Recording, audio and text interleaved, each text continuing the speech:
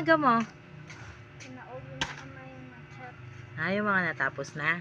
Lagi ka namang maagang natatapos. Hindi ka na. Ako yung pinakamabilis sa mga mahirap. Bye! Kiss na, kiss. Go na.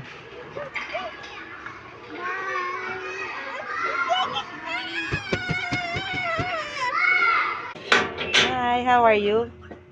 Ang aga mo naman. Kasi yung na-check. Tapos na agad. Nauna ka na naman natapos. Baon.